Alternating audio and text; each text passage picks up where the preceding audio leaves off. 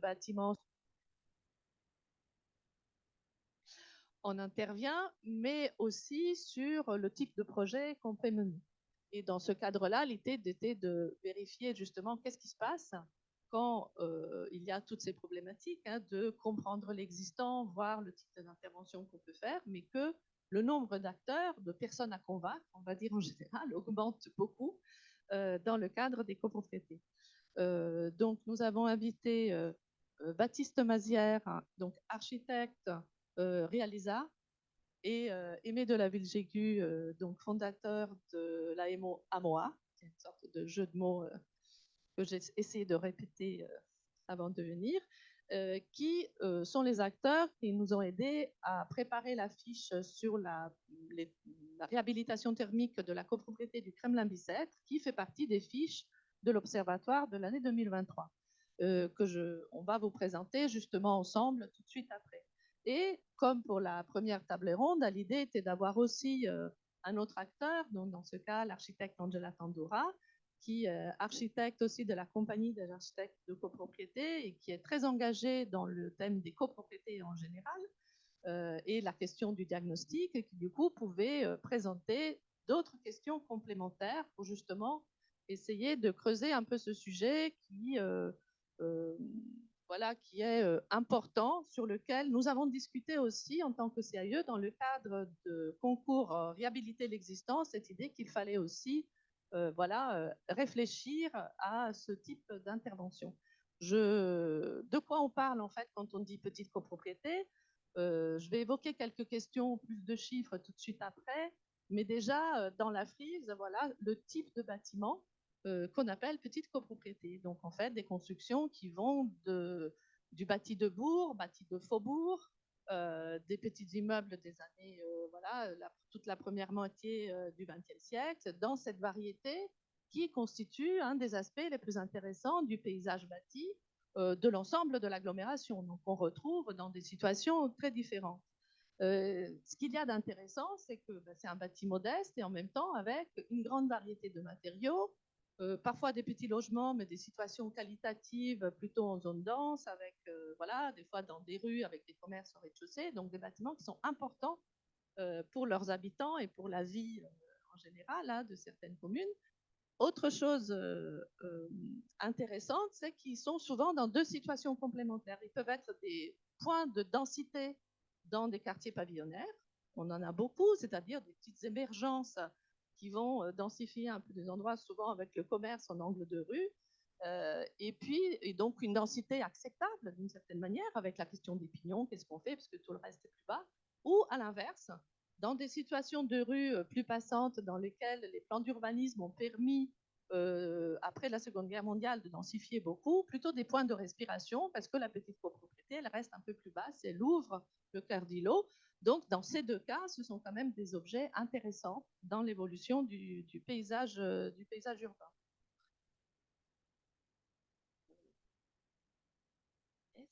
Comment on fait pour faire avancer? Ah, voilà. Donc, pour regarder, pour vous donner quelques chiffres, expliquer pourquoi ça nous intéressait aussi, donc il y a cette monographie régionale de la REC, établie en 2020, qui fait un peu le point justement sur l'importance numérique hein, des copropriétés en général en Île-de-France, en sachant que quand on compte, c'est toujours un peu compliqué parce que celles qui sont dans le registre national des copropriétés ben, sont un peu moins des copropriétés réelles. Il y a quand même, surtout pour les petites copropriétés, une problématique d'inscription. Elles sont quand même sous-représentées en général dans les statistiques. Ça, c'est déjà un objet intéressant pour nous, c'est-à-dire c'est un corpus de bâtiments qui est moins connu d'une certaine manière, et donc il est intéressant de faire un peu un focus sur ces constructions. Et sur la base toujours de ce travail de la REC, 83% des immatriculés ont moins de 50 lots principaux, donc sont dans la catégorie petite et moyenne copropriété. Donc on voit que c'est une part très importante. Bon, quand est-ce qu'on utilise le terme petite? Bon, ça dépend de quelle est l'entrée, mais c'est vrai que si on prend l'approche juridique, on peut dire moins de 5 lots parce que le statut est un peu différent, mais on voit que c'est vraiment que l'approche vraiment au niveau administratif, juridique, qui n'est peut-être pas pertinente pour notre entrée. Celle plus statistique nous fait revenir plutôt sur la question de 20 et moins logements, lots principaux, parce que voilà, sur l'ensemble de la France, la moitié des logements en copropriété dans des immeubles sont de moins de 20 de lots principaux. Donc c'est là où il y a un peu un basculement et ça nous donne l'importance de ce type de construction. Jusqu'à maintenant, pour des raisons tout à fait logiques, les aides et les études ont plutôt visé les grandes et les très grandes copropriétés, donc celles entre 50 et jusqu'à 200 et plus de 200, ben, tout simplement que si on compte le nombre de logements, c'est par là qu'il faut démarrer, c'est assez logique, puisqu'on touche le plus de personnes. Voilà, si on compte non pas les immeubles, mais plutôt le nombre de logements concernés. On peut. Non, je peux passer. Oups. Quelles sont les spécificités? Mais les intervenants vont y revenir, mais c'était juste pour discuter. Ben, la plus importante, ben, celle que ce qui reste à charge pour chaque copropriétaire est plus importante dans une petite copropriété que dans une grande. Et ensuite, des questions assez concrètes. La prédominance du chauffage individuel, vous allez en parler dans vos calculs, hein, qui réduit les marges de manœuvre pour des gains faciles dans les économies d'énergie. Une question de date des bâtiments, ils sont très souvent d'avant 1945, donc des bâtiments déjà sur lesquels il faut avoir une vraie connaissance de différents types de construction, une connaissance importante des solutions constructives pour pouvoir intervenir, être capable de faire un peu l'historique du bâtiment et de recueillir toutes les transformations qui sont arrivées, qui ont changé son fonctionnement au niveau thermique, ce qui est un élément fondamental dans ce type de travaux. Et tout ça lié aussi au fait qu'il y a très souvent des contraintes patrimoniales, hein, ADF, des sites protégés, des repérages au petit PLU, parce que nous sommes dans des zones denses à proximité souvent de bâtiments protégés, etc. Donc on va y revenir aussi.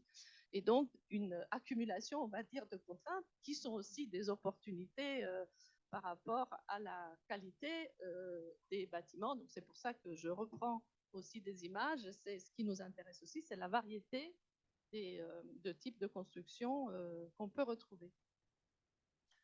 Et donc, toutes ces contraintes ont en effet plus compliqué d'arriver à réduire, voilà, d'arriver jusqu'au 35% de gains énergétiques, qui est le nerf de la guerre dont vous allez parler. Et donc, on est vraiment friand d'avoir vos observations sur cette question. Juste pour terminer, cette question de moins de 20 logements, on la retrouve dans une délibération de l'ANA. Il y a une idée de mettre en place une expérimentation d'une adaptation en fait de ce qu'il faut atteindre pour avoir des aides, et donc une proposition à venir, hein, qui n'est pas encore tout à fait claire, mais que dans des périmètres plutôt opaques, donc où il y a déjà des copropriétés qui sont suivies et qui peuvent être dégradées, du coup, de ne pas obliger à atteindre 35%, mais pouvoir arriver au minimum à 15%. Donc ça, c'est l'idée d'expérimenter une nouvelle manière de prendre en compte les spécificités des petites copropriétés.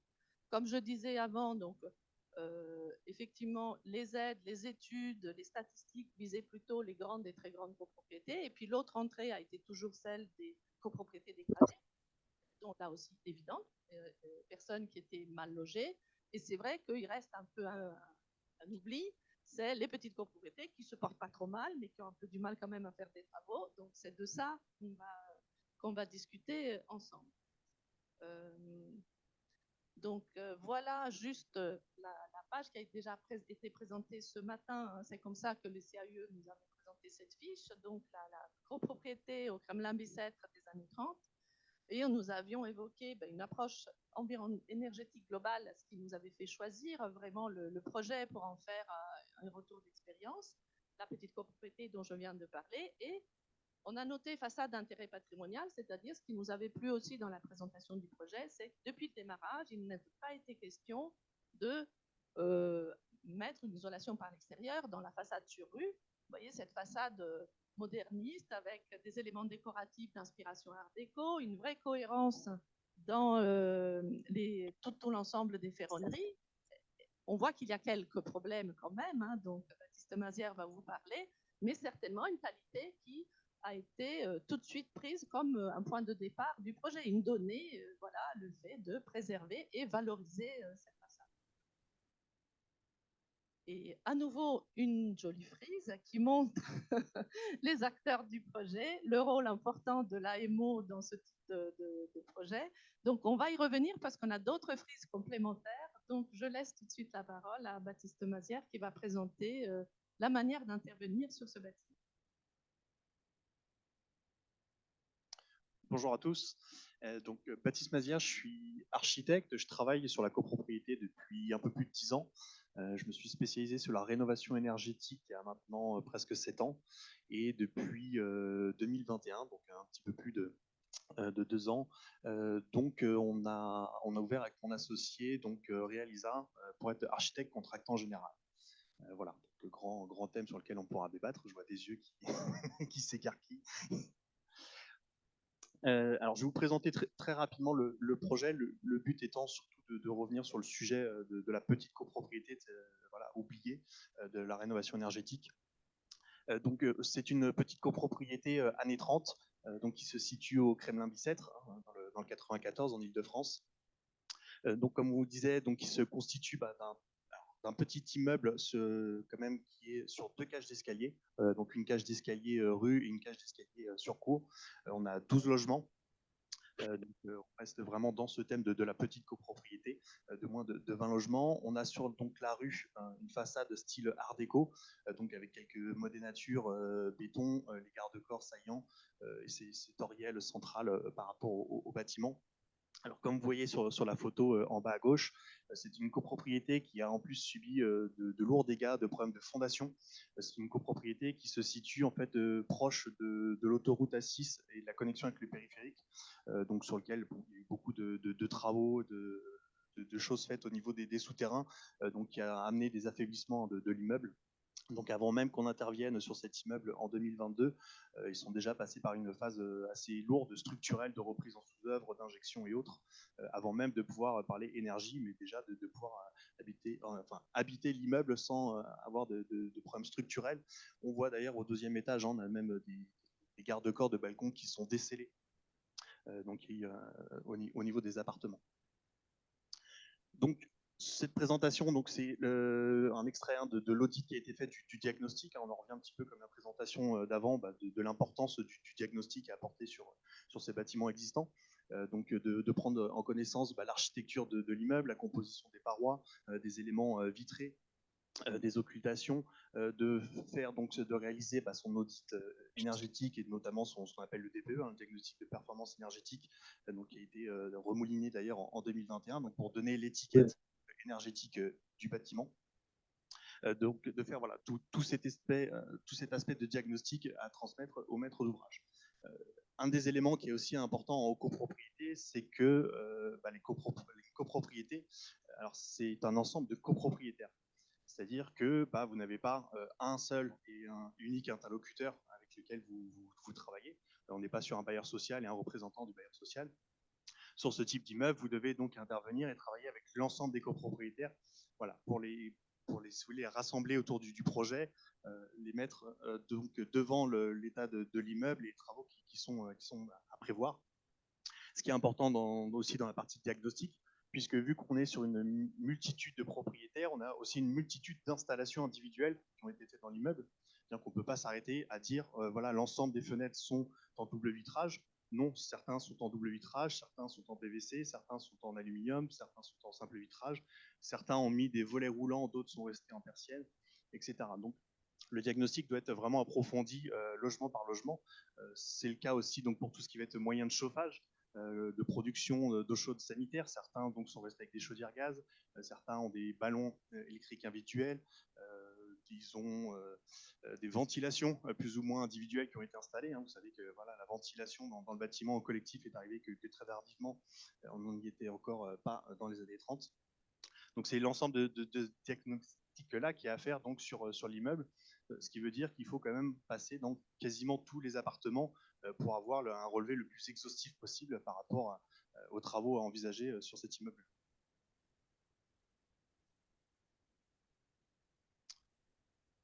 Donc, comme on expliquait tout à l'heure, on est souvent sur les en copropriété, donc sur des petits immeubles, dans des rues alors, proches de pavillons, des rues assez denses.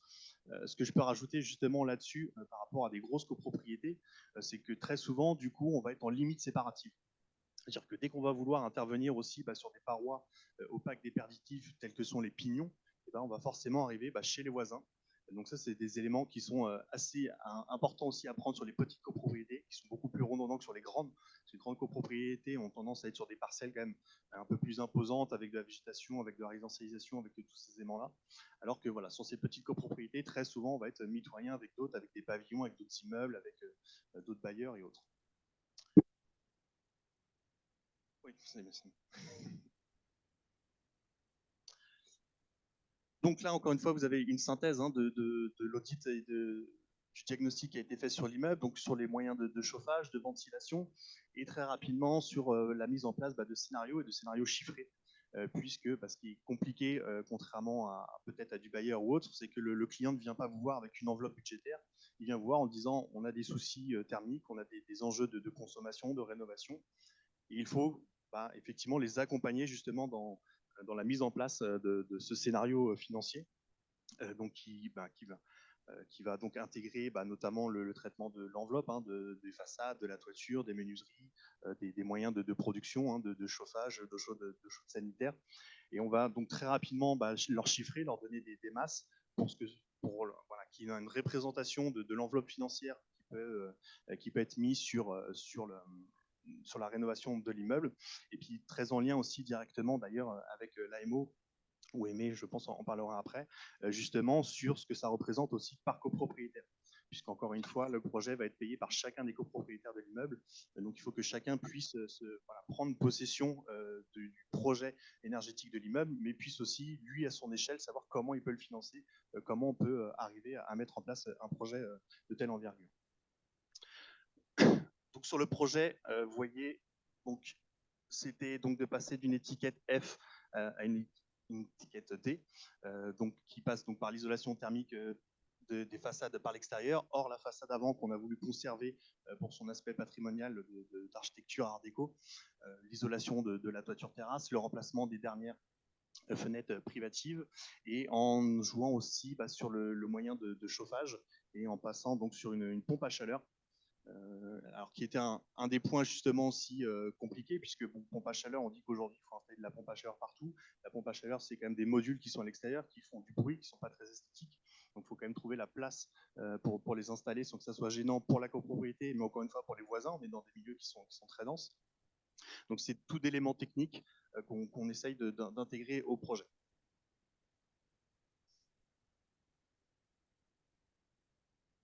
Voilà, donc là vous avez l'ensemble du scénario qui a été intégré au niveau de ce projet-là.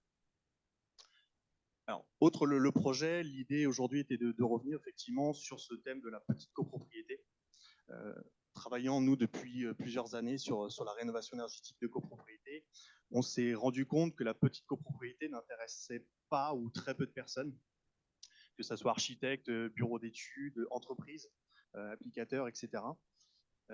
D'ailleurs, c'est par rapport à la présentation d'avant, je trouve ça assez intéressant, puisque dans la complexité, où on disait justement d'avoir quelqu'un pour l'amiante, d'avoir le bureau de contrôle, d'avoir peut-être des entreprises pour nous aider à faire des recherches, etc.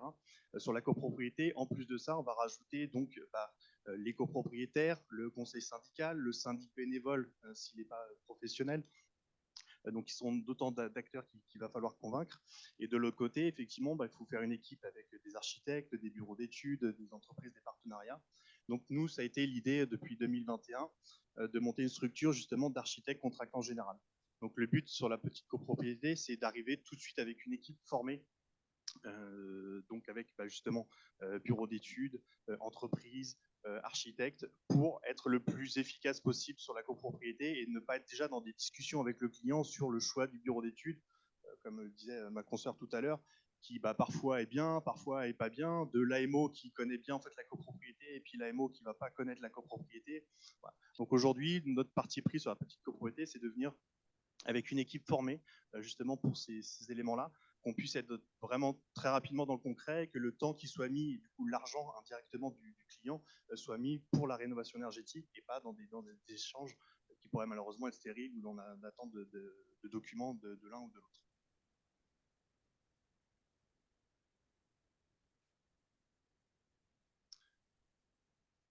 Alors aujourd'hui, on en est donc les travaux ont été votés en assemblée générale, puisque les décisions en assemblée donc se prennent en assemblée générale. Une assemblée générale en copropriété, c'est une fois par an où vous pouvez avoir des assemblées générales extraordinaires pour vous voir tous les 6 mois, mais c'est des prises de décision aussi qui sont longues, ce qui n'intéresse pas justement forcément dans les études. C'est-à-dire qu'en plus d'avoir pas un client, mais 10, 15, 20 clients, en plus, ils ne se réunissent qu'une fois dans l'année et on peut discuter que très peu de fois avec eux. Donc il faut vraiment être moteur avec eux pour mettre ça en place. Donc aujourd'hui, l'Assemblée générale a voté les travaux, les demandes de subvention ont été déposées auprès de l'ANA par Aimé qui reviendra dessus, sur des délais aussi qui sont justement assez importants. Je pense que Aimé sera plus critique aussi là-dessus, qui sont, encore une fois, pour moi, je pense, des freins justement d'envie de travailler sur ces objets que sont la petite copropriété. C'est que au-delà des acteurs, on va avoir aussi des délais de prise de décision qui sont longs, des délais d'instruction qui vont être assez longs. On parlait aussi tout à l'heure des subventions, donc on voit qu'on commence, que l'ANA ou en tout cas l'État commence à regarder un petit peu la petite copropriété. Alors, de notre point de vue, ça reste encore très, très localisé, puisqu'on parle vraiment dans le cas d'une OPA ou d'une POPAC. Donc, on n'est pas encore vraiment sur la généralisation sur le territoire national. Mais ce qui est assez important, parce qu'on se rend compte aussi que justement, certains coûts que sont déjà, ne serait-ce que les études d'architectes, de bureaux d'études, de DPE, quand vous êtes une copropriété de 10 ou quand vous êtes une copropriété de 300, eh ben, le coût ramené aux copropriétaires n'est pas du tout le même. Et on voit que les subventions qui sont allouées pour les grosses copropriétés et les petites copropriétés, du coup, ne sont pas en adéquation en fait, avec cette répartition des aides. Oui. Est-ce que je peux poser oui. une question sur l'image d'avant, parce que j'aime beaucoup la petite copropriété du Kremlin 17.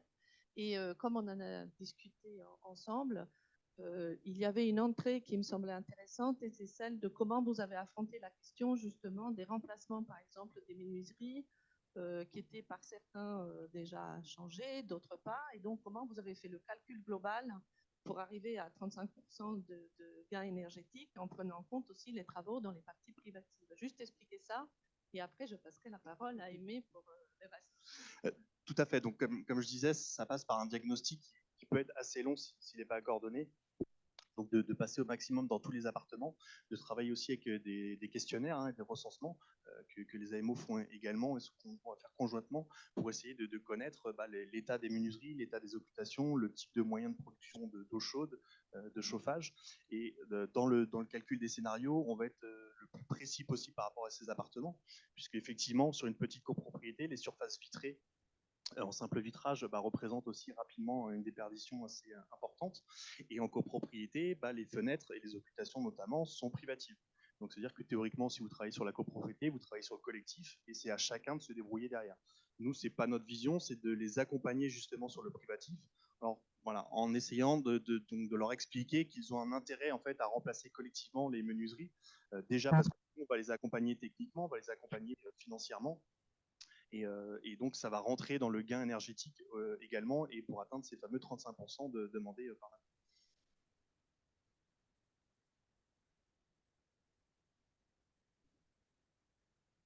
Merci beaucoup. Du coup, on va voir comment ça se passe au niveau de l'AMO et du suivi d'une copropriété de ce type. Et puis après, éventuellement d'élargir votre démarche aussi sur d'autres cas, voilà, du même, dire le même type d'ordre de grandeur au niveau de nombre de logements.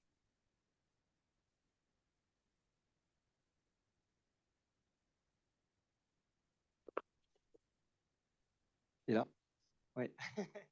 Bonjour à tous. Donc moi je suis très très honoré d'être là. Donc peut-être en 2 mots. Donc moi je m'appelle Aimé. J'ai effectivement fondé la société AMOA. Avant je travaillais dans le financement de la rénovation énergétique, principalement dans les certificats d'économie d'énergie et dans MaPrimeRénov'.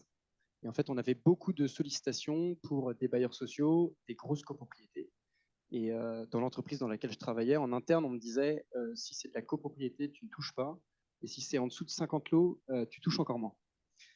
Et on avait énormément de sollicitations et avec des personnes qui étaient dans la difficulté d'être en étiquette G, en étiquette F, de devoir rénover, de ne pas comprendre comment ça fonctionnait, de faire des demandes et de ne pas être accompagné, parfois de trouver un bureau d'études, mais pas de trouver de maître d'œuvre et de ne pas trouver d'AMO, etc., etc. Donc on a décidé de lancer cette société AMOA pour accompagner spécifiquement la petite et la moyenne copropriété. Donc chez nous, ça fait moins de 50 logements. Et on s'est concentré sur le plus simple dans cette difficulté, c'est-à-dire les copropriétés qui sont saines et qui ont un projet de rénovation énergétique. C'est comme ça qu'on a commencé à travailler avec Realisa, parce que c'est aussi leur parti de prix, c'est de se dire, il y a plein de petites copropriétés, il y en a aussi qui ont, enfin, il y en a qui sont en difficulté, il y en a qui sont dans cette situation, etc., etc.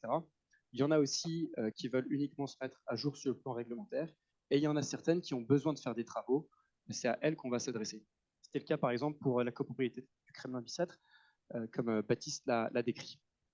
Et donc nous, en tant qu'assistant à maîtrise d'ouvrage, on a un cahier des charges qui est demandé par l'ANA pour délivrer MaPrimeRénov'. On a également des prérequis qui sont demandés par les banques pour pouvoir monter les prêts, les éco-PTZ, etc., ce qui est moins facile que ça en a l'air. Et puis également, on n'a pas besoin d'habilitation particulière. Donc il y en a certains qui sont très techniques, il y en a qui sont des anciens architectes, des anciens ingénieurs, etc.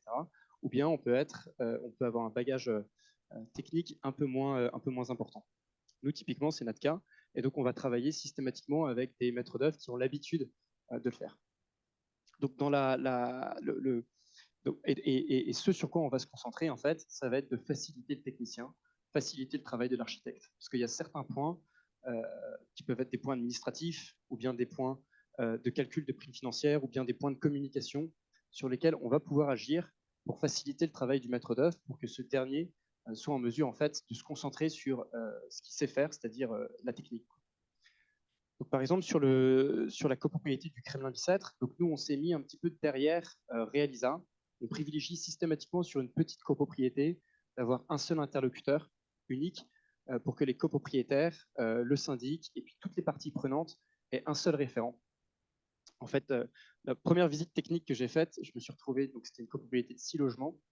Il y avait le conseil syndical, donc il était tout seul en syndic bénévole, 3 personnes également de la copropriété. Il y avait l'architecte, le bureau d'études fluides, le bureau d'études, moi, les installateurs. Enfin bref, on était 25 autour des 4 copropriétaires. Donc voilà, toujours privilégier un interlocuteur unique. Et donc, dans le cadre de Kremlin-Bicêtre, nous, on est arrivé au moment de l'APS. Donc, comme Baptiste l'a souligné, ça avait déjà énormément avancé. Il y avait déjà des choix également architecturaux qui avaient été faits. Et puis, il y avait à ce moment-là, en fait, un arbitrage à faire. C'est-à-dire, est-ce qu'on passe la pompe à chaleur également sur l'eau chaude sanitaire ou est-ce qu'on se concentre uniquement sur le chauffage?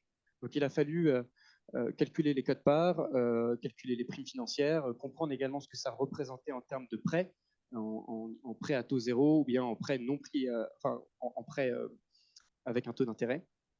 Et c'est sur cette base-là en fait que les copropriétaires ont pu faire prendre leurs décisions. Et à ce moment-là, du coup, à partir du moment où le conseil syndical a choisi en fait l'option, alors c'était l'option du coup sans eau chaude sanitaire, Realisa a approfondi et on a monté du coup la convocation pour pouvoir voter les travaux. Voilà, là on va également intervenir, ça va être sur du coup le montage, comme je le disais, financier, donc le dépôt des primes financières, et puis également le montage des prêts, et on en a un petit peu parlé, l'intégration des travaux privatifs. Donc une des particularités notamment de ces petites copropriétés, c'est que souvent il faut intégrer la rénovation, le changement des menuiseries en menuiseries à double vitrage. Il faut parfois intégrer d'autres types de travaux privatifs. Et pour savoir ce qu'il faut, pour comprendre en fait ce qu'il faut changer, il faut déjà savoir ce qui est à changer. Et donc il faut communiquer directement avec le copropriétaire, lui demander en fait de l'information, ce qui se passe dans son logement, pour savoir en fait ce qu'il va falloir changer et comment est-ce qu'on va pouvoir l'intégrer au financement. Parce qu'aujourd'hui, typiquement, les travaux privatifs ne sont pas finançables par un éco-PTZ, par exemple, ou bien par MaPrimeRénov', mais certains travaux privatifs, s'ils sont à intérêt collectif et s'ils ont été votés en assemblée générale, si le syndic et maître d'ouvrage peuvent être intégrés dans ces financements. Donc tout ça, ça signifie d'anticiper, de communiquer auprès des copropriétaires, auprès du syndic également, qui doit comprendre que lui aussi, il va devoir jouer un rôle, et puis auprès de l'AMO, du maître d'œuvre, etc., etc. Donc ça demande en fait de créer un cadre commun Et ça va être en partie le rôle de l'interlocuteur unique, qui peut être l'architecte, le maître d'œuvre ou bien l'assistant à maîtrise d'ouvrage, de créer ce cadre pour que tout le monde se parle et qu'en fait on puisse avancer sereinement sur le projet. Peut-être quelques mots simplement sur le financement du projet, parce que ça touche un petit peu aux évolutions qu'on peut connaître récemment. Donc il y a eu effectivement une modification du système de primes financières, notamment MaPrimeRénov' en 2024, et une expérimentation qui est faite sur certaines copropriétés de moins de 20 logements. Alors nous, ce n'est pas forcément à MOA les copropriétés qu'on va cibler, et pour autant, la modification générale de MaPrimeRénov' en fait concerne toutes les copropriétés. Donc si jamais on sort de ce régime spécial des copropriétés de moins de 20 logements, la copropriété du Kremlin-Bicêtre aurait pu bénéficier en fait de ces augmentations de primes MaPrimeRénov'. Donc typiquement, alors je crois que c'était sur la dernière, la slide du financement, on avait à peu près 680 000 euros de montant de travaux pour cette copropriété du Kremlin-Bicêtre, avec à peu près 130 000 euros, 140 000 euros de tête de primes financières. Aujourd'hui, avec les nouveaux barèmes MaPrimeRénov', on aurait été à 190 000 euros de primes financières. Donc ça signifie pour chaque copropriétaire, en fait, un reste à charge qui diminue de 4 000 à 5 000 euros en moyenne, ce qui fait qu'en fait, effectivement, donc ça leur permet de financer un petit peu plus facilement leur projet.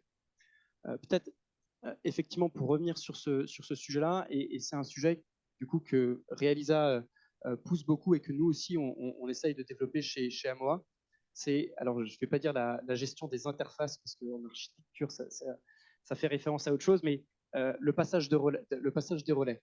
Donc en copropriété, il va y avoir plusieurs types d'intervenants, il va y avoir plusieurs étapes, souvent la partie diagnostic, ensuite la phase de conception, ensuite la phase de travaux, ensuite la phase de financement, etc.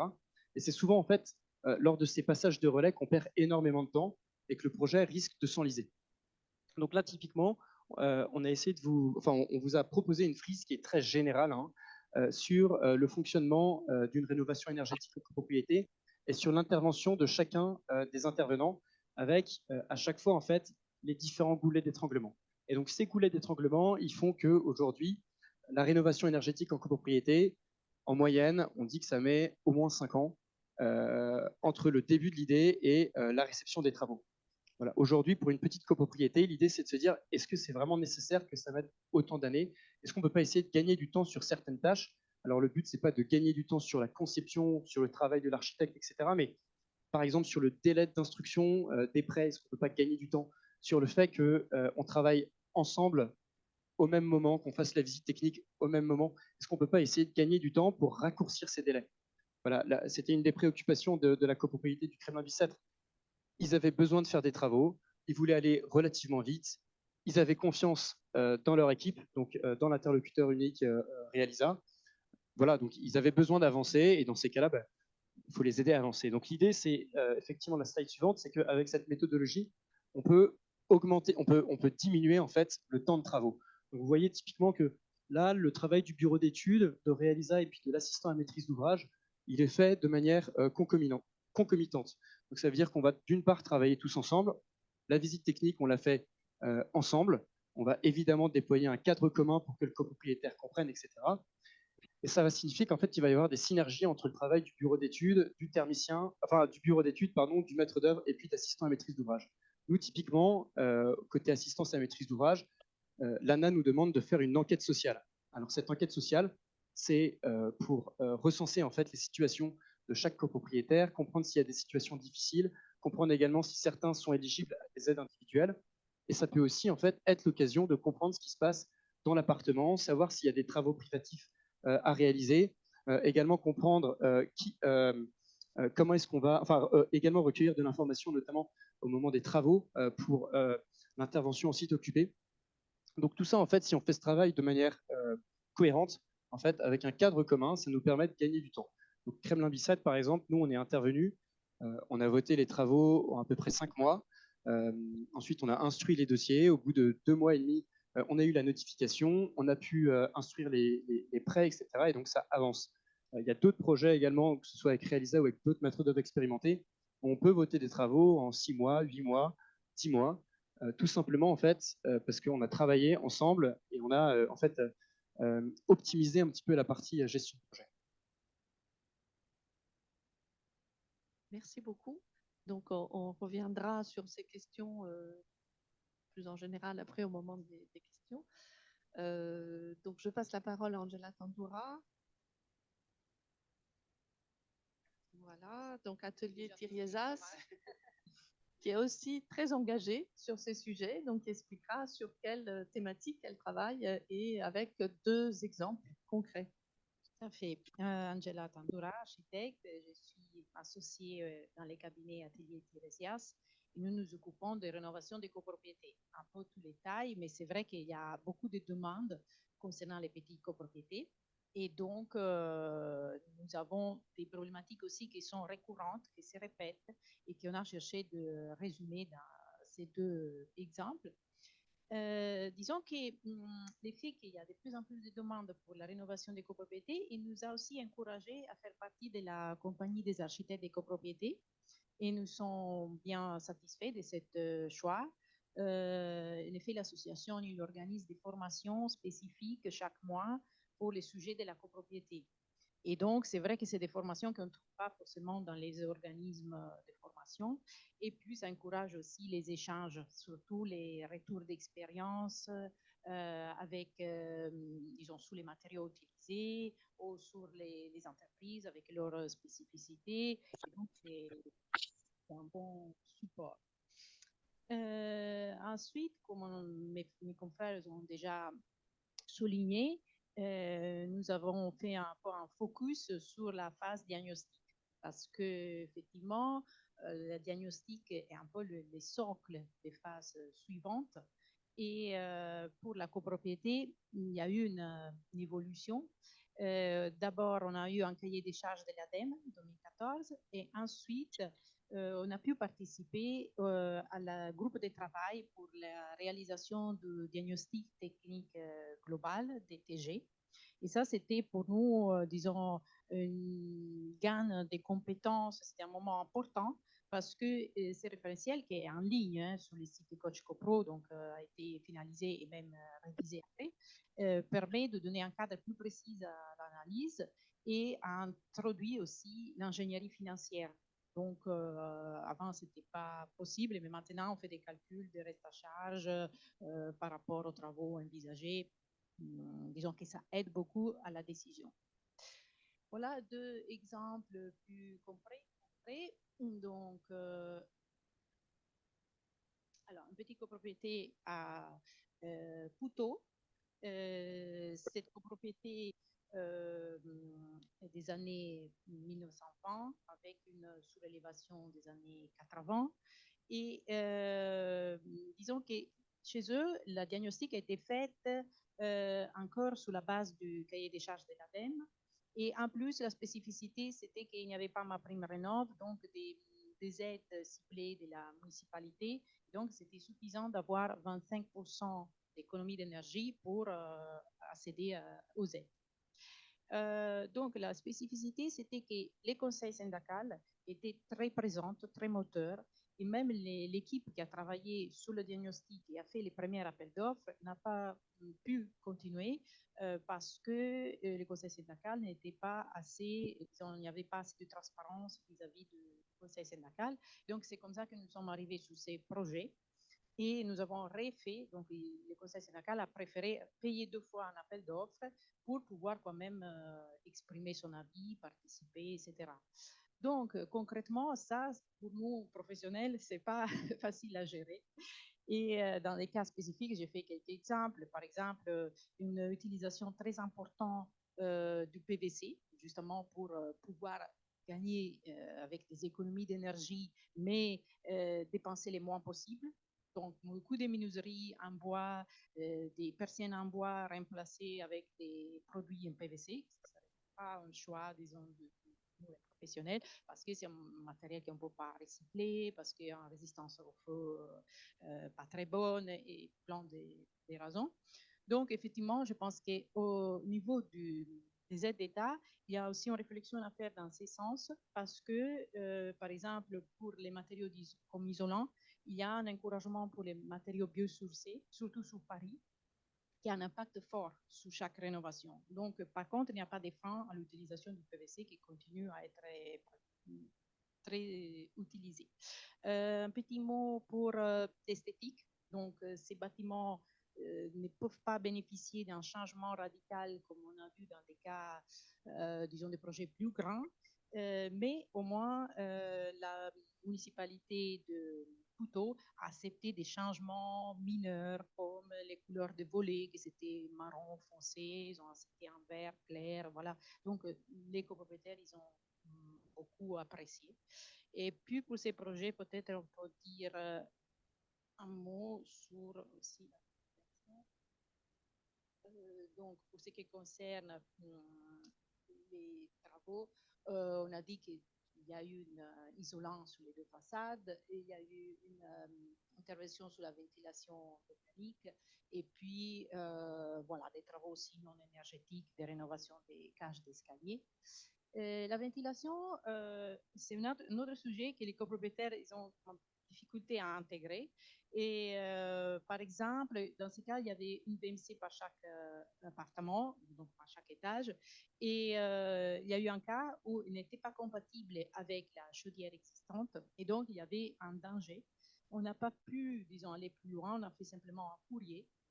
Mais c'est vrai que parfois, il y a des réticences à faire. C'est que pour nous, les professionnels, c'est évident qu'il faut faire une urgence. Et pareil pour les caves, parce qu'il y avait un problème d'humidité pour lequel on a conseillé à plusieurs reprises de mettre une ventilation dans la cave mécanique spécifique. Et ils n'ont pas accepté jusqu'au moment qu'après la fin du chantier, ils ont commencé à avoir des moisissures sur la nouvelle façade avec l'isolant et tout ça. Et à ces points-là, ils ont accepté d'intervenir. Voilà. Un autre exemple concerne la copropriété à Paris 10e. C'est un immeuble bobotien. Voilà. Ça, c'est un expériment proposé par l'ARC, l'Association des représentants des copropriétés, pour les petits copropriétés. Donc, l'objectif, c'était de simplifier légèrement les référentiels pour avoir des prix un peu moins élevés de la part des professionnels. Donc, bâtiment de 1850, 10 logements avec des commerces. L'équipe était constituée par Pouget pour les bureaux d'études thermiques, Neige Pulse pour l'ingénierie financière et moi-même pour la partie architecture. Et donc, nous avons, avec beaucoup de difficultés, parce que c'est un bâtiment ancien, donc on a prévu d'isoler les façades avec de la fibre de bois, les deux, sur rue, sur cour, d'isoler les combles perdus, ce qu'il y avait, les planchers hautes de porche et aussi de remplacer les menuiseries pour obtenir cette 35% d'économie d'énergie pour ma prime rénov. Donc, les conseils syndicaux étaient contents de ces propositions et il a voté une deuxième étape, la maîtrise d'œuvre d'études. Et donc, nous avons pu commencer à faire l'appel d'offres et en même temps, nous avons déposé en 2023, donc février, fin janvier, l'ADP. Et là, c'était un peu compliqué. Donc, la proposition, c'était justement de la fibre de bois, l'isolant biosourcé. C'était 16 cm. On avait une bonne résistance des 4. Donc, il y avait, disons, un espoir de pouvoir aboutir avec ces projets. Au bout de 2 mois, ils nous ont demandé tous les détails de construction. Donc, tous les points, disons, où l'isolant, il rencontre les corniches, la toiture. Donc, on a travaillé sur tous les détails.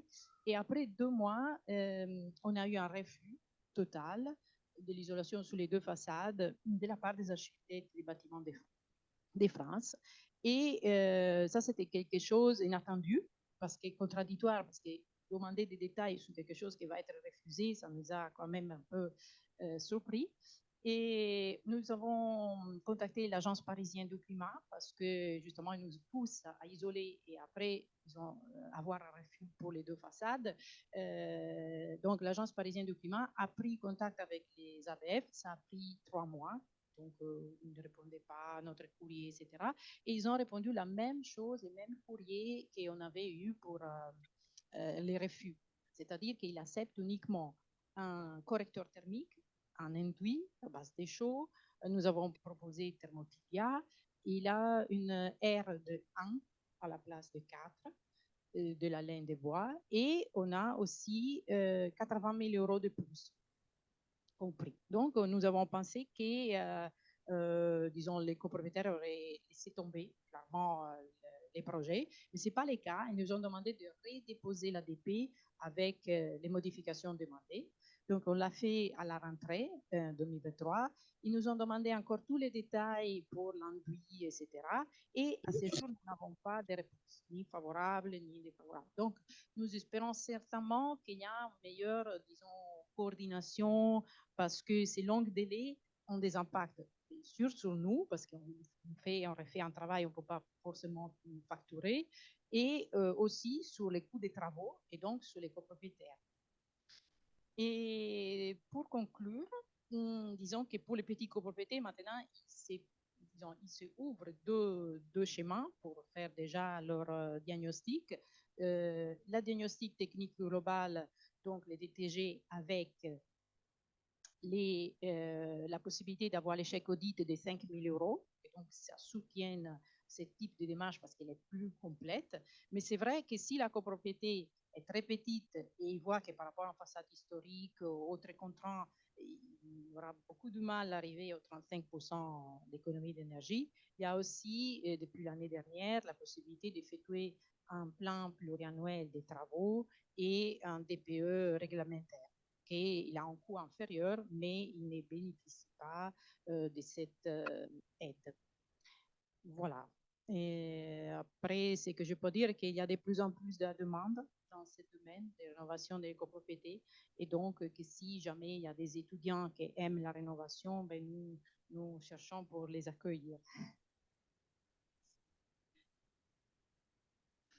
Bien, merci beaucoup. Je crois qu'on a fait un peu le tour des blocages les plus importants, mais aussi vous avez fait comprendre l'intérêt de ce type de projet dans lesquels le projet s'incarne vraiment dans le dialogue avec les copropriétaires et les habitants, hein, parce qu'il peut y avoir des propriétaires bailleurs.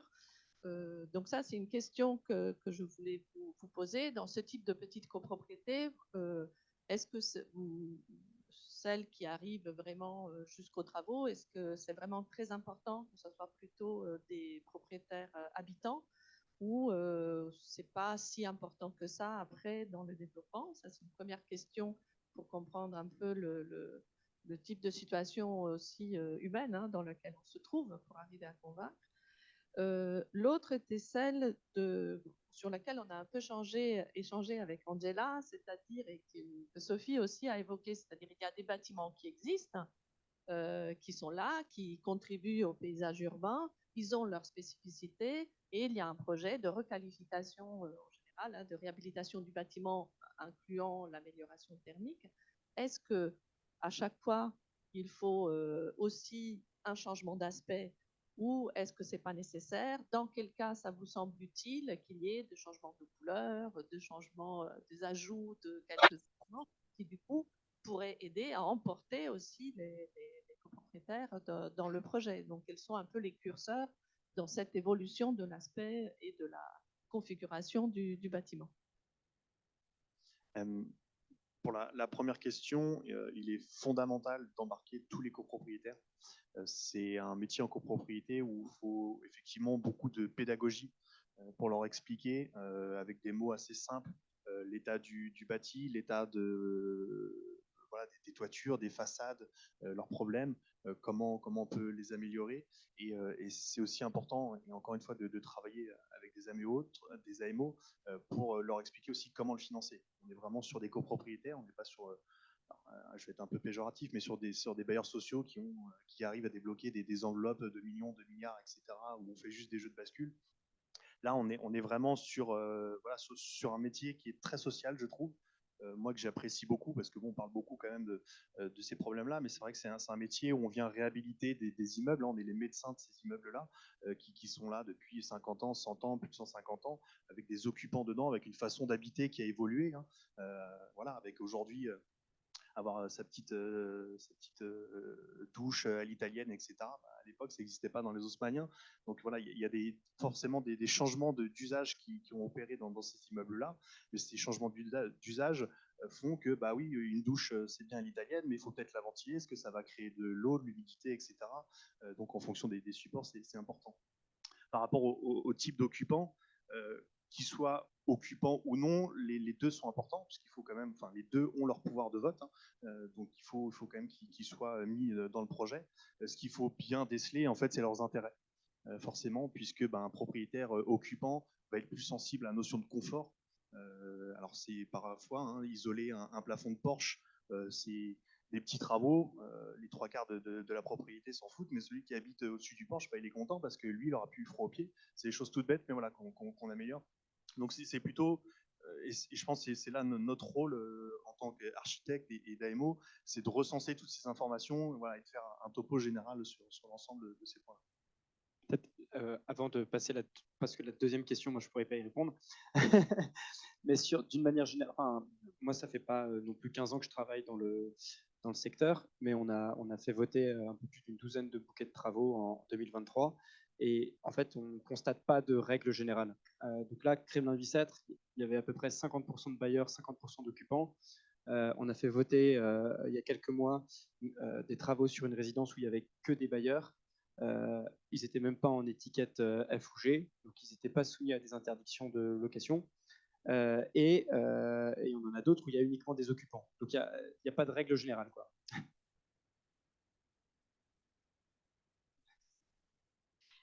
Donc, pour la deuxième question, effectivement, nous avons pas mal de contraintes liées au fait que la mairie ou les ABF ne sont pas d'accord sur aucune modification. Et c'est ça qui est un peu frustrant. Après, je dis pas, je suis d'accord sur le fait qu'on n'est pas obligé à changer pour changer. Mais, comme disait aussi mon confrère, il y a des utilisations qui sont différentes, des façons d'habiter différentes. Il y a des produits qui n'existaient pas avant. Il y a des types de vitrages. Je fais l'exemple de fenêtres avec les carreaux. Dans certains cadres, c'est évident qu'il faut maintenir parce que, par exemple, il y a une uniformité ou des grands formats. Ici, c'est déjà des petites fenêtres. Et, disons, ça peut devenir aussi des contraintes difficiles à comprendre. Et surtout, on a beaucoup de cas où les modifications ont déjà partiellement été faites sans les demander. Et donc, on a vraiment, disons, moi, je ressens dans les cas vécus les besoins de plus de flexibilité. Merci. Est-ce qu'il y a des questions qui viendraient de la salle?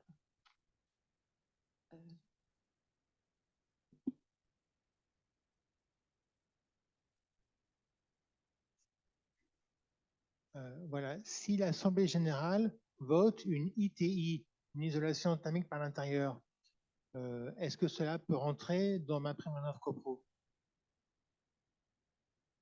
Alors, l'une des règles sur l'ITI, enfin, sur les travaux privatifs, notamment à l'ITI, c'est savoir s'ils sont votés, enfin s'ils sont considérés comme à intérêt collectif. Alors, si l'Assemblée générale vote effectivement la mise en place d'une ITI du coup dans tous les appartements, ils pourront effectivement rentrer dans ma prime manœuvre copropriété. Sous certaines conditions évidemment, mais bon, effectivement oui, la réponse est oui.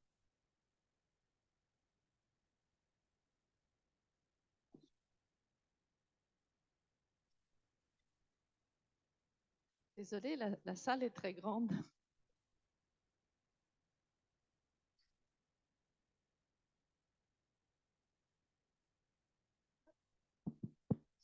Oui, merci pour la présentation.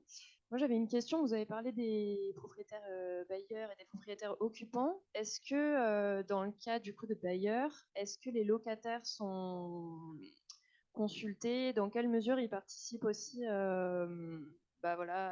aux réflexions sur le projet, aux prises de décision ou pas. Voilà.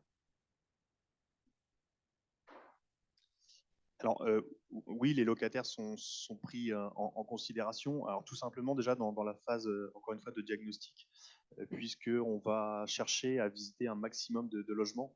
Donc, forcément, le locataire va être mis en place. Après, il est vrai qu'il y a forcément une notion avec le propriétaire bailleur et puis son locataire.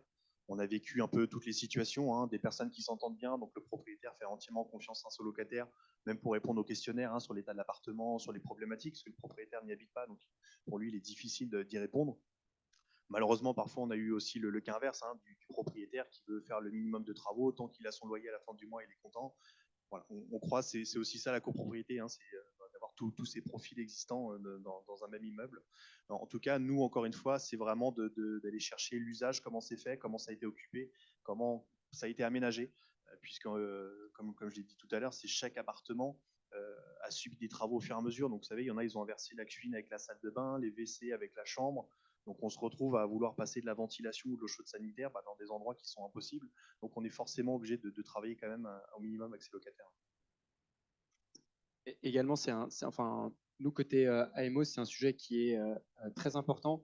En fait, les copropriétaires, tout simplement parce que les occupants, c'est difficile de les contacter et qui changent. Ils peuvent changer tous les ans, tous les 2-3 ans, etc. Donc, par exemple, le DTG qui a été présenté tout à l'heure, le cahier des charges de l'Agence parisienne du climat, demande à ce qu'il y ait une enquête occupant qui soit faite, notamment pour comprendre comment ça fonctionne, quel est l'état de, quels sont les inconforts que les occupants peuvent subir. Mais en fait, côté AMO, côté maîtrise d'œuvre, etc., du coup, ça met une difficulté particulière puisque les copropriétaires, on peut les contacter puisque on peut avoir leur adresse email, on peut leur envoyer des courriers, etc. L'occupant, en revanche, il y a une difficulté de savoir comment est-ce qu'on le contacte. En fait. Donc, alors c'est quelque chose qu'on arrive à faire, mais c'est assez fastidieux en fait de réussir à parler à la fois au copropriétaire et à l'occupant, mais on va finir par y arriver. On va trouver. Oui, moi j'aurais une question technique.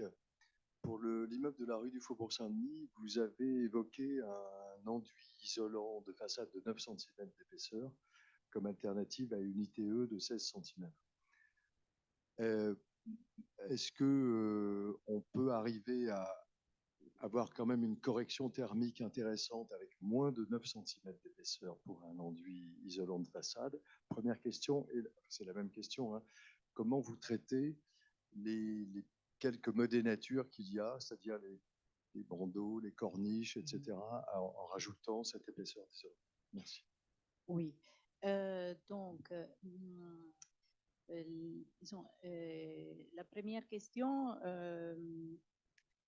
disons, pour ce qui concerne les finitions, certainement, avec moins de 9 cm, les calculs qui donnent droit aux aides ne fonctionnent pas. C'est-à-dire que déjà comme ça, l'air passe de 4 à 1. Donc forcément, il y a une perte importante des économies d'énergie. Et moi, je ne croyais pas que les calculs thermiques auraient permis d'avoir des aides. Moi, je pensais que c'était impossible avec cette diminution. Par contre, on y arrive tout juste et certainement, on ne peut pas descendre avec une épaisseur inférieure. Ça, c'est, disons, la première réponse. La deuxième, concernant les modes de nature et tout ça, bien sûr, l'architecte des bâtiments de France ne laisse pas les cacher ou faire quoi que ce soit. Donc, si nécessaire, on doit les reconstruire à l'identique. Et les marchés, ils sont déjà équipés pour faire tous des fausses corniches, des matériaux variés avec des systèmes d'accrochage et tout ça. Après, voir l'utilité effective, nous, disons qu'on peut comprendre ce type de démarche sur la façade qui est sur rue, ce qui est quand même vu par tout le monde. On a eu beaucoup plus du mal à comprendre pour la façade sur cour, parce que la façade sur cour n'est pas visible et déjà il y a beaucoup de cheminées, des fenêtres régulières et tout ça. Et donc, voilà, les sujets, disons, de respect de l'historique est plus difficile disons, est plus évident à respecter pour la façade principale que pour les autres. Si je peux me permettre sur les enduits, effectivement, on a le cas de beaucoup d'immeubles faubouriens, hein, forcément sur des petites copropriétés, etc. Donc il y a des enduits aujourd'hui effectivement correcteurs. Alors ce qui est compliqué d'ailleurs, c'est qu'en pleine, on parle d'enduits correcteurs et pas d'isolants, c'est-à-dire qu'on est dans la classe des enduits et pas des isolants, et qu'un ingénieur thermicien, un isolant, a un certificat Acermi qui donne justement son lambda par rapport à la thermique, qu'on n'a pas sur les enduits. Donc déjà, il faut faire confiance au fournisseur qui nous dit j'ai tel air, et voilà. Donc c'est là où, encore une fois, le partenariat aussi avec le bureau d'études est important, avec la connaissance des produits pour quand même le simuler dans son DPE. Aujourd'hui, on en a de plus en plus de correcteurs thermiques avec des mélanges de chaud-chanvre. Par exemple, sur ces façades-là, il y a un procédé aussi qui est suisse, qui est à base d'aérogel, qui se met dans l'enduit. Alors sur ce type d'immeuble, il faut purger l'ensemble des enduits qui ont été faits, retourner au support, refaire en fait un GOPTI qui va avoir de l'aérogel et refaire par-dessus sa finition de chaud. Alors d'après ce fabricant, avec les 7 ou 8 cm, lui arrive à avoir quand même une résistance thermique de quasiment 2 ou 2,2. Donc on arrive quand même à avoir cette amélioration. On est encore loin des 3,7 et des 4 maintenant de l'ART par élément, mais en tout cas qui vont faire de la correction. Et l'avantage en plus de ces enduits-là, c'est qu'effectivement, ils sont modelables. Donc on peut refaire des joints creux, on peut refaire des modés nature. Donc on peut redonner quand même un petit peu d'aspect à la façade et avoir des définitions chaudes assez intéressantes. Effectivement, un autre problème qu'on a rencontré avec cet enduit correcteur, c'est l'habitude des entreprises à les utiliser. Donc, certains, ils demandent des formations pour pouvoir être posés, et il y a très peu d'entreprises qui sont disponibles à faire ces formations pour un seul chantier ou quelque chose de spécifique. Donc, il y a un problème aussi des coûts de la main-d'œuvre. Bonjour, ça tombe bien, justement, je voulais aborder la question des correcteurs thermiques et notamment du chaud-chanvre. Et du coup, en tant qu'entreprise contractant général, est-ce que vous avez envisagé de former vos équipes à la projection ou à la pose du chaud-chanvre notamment, qui est un des correcteurs thermiques les plus intéressants et qui est très soutenu par l'Agence parisienne du climat pour les immeubles parisiens? Est-ce que vous avez évoqué rapidement en termes de bonne prescription du chaud-chanvre, qui nécessite aussi une formation pour comprendre comment se pose le produit? Il a le grand mérite d'être particulièrement compatible avec le bâti ancien. Donc vous évoquez le fait de décaper la façade, de décrouter les anciens ciments avant de poser un isolant. Et est-ce que ce ne serait pas une bonne pratique à généraliser avant de coller des isolants, quels qu'ils soient, en fait, en tout cas sur les immeubles faubouriens qui sont très souvent en structure bois, plâtre, et qui vivront très très mal une ITE en polystyrène, qui est quand même la solution la plus couramment prescrite. Du coup, voilà, comment, peut-être avec la entre guillemets puissance que vous pouvez avoir avec cette posture de contractant général, d'être à la fois diagnostic, prescription et mise en œuvre, ce qui n'est pas le cas de la plupart des projets. Donc vous avez une position qui vous permet vraiment de suivre l'ensemble de cette proposition, et en filigrane derrière une grosse attention à la gestion de la vapeur d'eau, de la respiration des parois et de la résolution des remontées capillaires autrement qu'avec des injections et des cimentages et toutes les mauvaises solutions de la remontée capillaire qui vont détruire toute la structure du bâti au lieu de le résoudre. Et donc ça, c'est une étape de diagnostic absolument essentielle sur laquelle il faut être très très pointu. Merci, oui, c'est une remarque très intéressante. C'est effectivement notre conviction de base, et c'est pour ça qu'on s'est orienté sur la contractance générale, puisque comme je le disais tout à l'heure, et c'est ce qu'on ressentait, je trouve aussi, de la table ronde d'avant, c'est le partenariat qui est très important. Et dans ce type justement de chaud-chanvre, d'aérogel, etc., il faut aller chercher ces industriels, ces applicateurs, il faut le travailler en partenariat. C'est vrai qu'on pourrait le préconiser, mais on ne maîtriserait pas son coût, puisque effectivement, c'est des nouveaux produits, donc on ne saurait même pas comment ça fonctionne. Enfin, je veux dire, ça serait, en fait, c'est beaucoup plus compliqué à mettre en place. C'est-à-dire que c'est quelque chose aujourd'hui qu'on peut vraiment nous faire en interne échanger et d'aller chercher effectivement le meilleur applicateur, l'entreprise qui a été formée, avec laquelle on va revisiter le site justement pour avoir son avis, pour savoir comment on peut faire, comment on peut le mettre en place, quelle protection à mettre. Donc c'est là où c'est tout intéressant pour vraiment avoir un projet bien construit et bien ficelé par rapport aux clients. Et ensuite, par rapport à effectivement tous ces matériaux, effectivement oui, c'est intéressant parce que on sait très bien, même un haussmannien en pierre, etc., on va pas lui mettre un polystyrène avec un enduit grisé. Voilà, on sait très bien que c'est impossible. Et c'est là aussi, pour moi, la position de l'architecte, et même peut-être pour anticiper un peu après sur la formation, c'est qu'aujourd'hui, il faut savoir ce que c'est qu'un déphasage de matériaux, il faut savoir ce que c'est de la perméance. Alors parfois, quand on dit c'est bon, on dit oula, ça c'est l'ingénieur qui fera, et puis moi je ferai juste. C'est un peu ça qu'on a, et nous malheureusement aussi, quand on a certains jeunes à HMO ou autres qui viennent, bah, c'est dire oui, ok, il y a d'autres métiers qui existent tels que les ingénieurs et tout, mais il faut comprendre ce qu'ils font, il faut comprendre comment ils calculent, il faut comprendre ce qu'il y a à faire. Et on le disait aussi tout à l'heure, pour les pousser justement à se remettre en question et à les mettre face au projet, à la réalité et dans le bien de l'immeuble et de l'état bâti.